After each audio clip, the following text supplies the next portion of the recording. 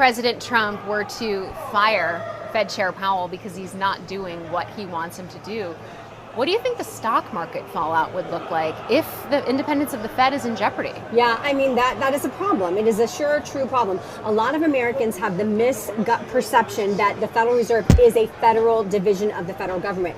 It is not. It is a private corporation, but it is private. It was chartered by Congress. So it was a created entity by Congress. And the president does appoint the head, and then obviously all of the Fed presidents and all the Fed governors and all those things. So there is that sense of independence and autonomy. And should that, for any reason, really, if he could somehow successfully fire Powell, I do think that would be very disruptive for the markets, because then you could have on a whim, it's a 10-year term for a reason. It's supposed to outlast a president.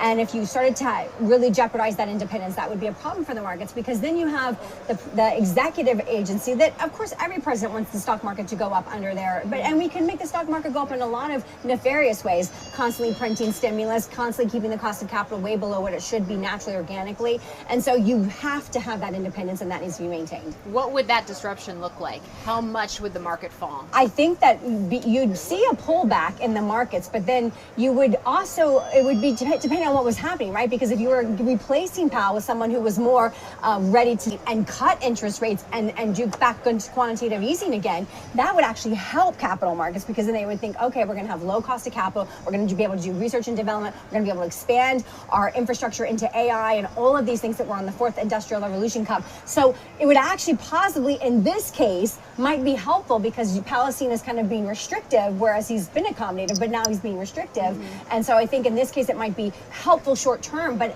long term, the long term perspective of we don't have independent central bank policy is problematic.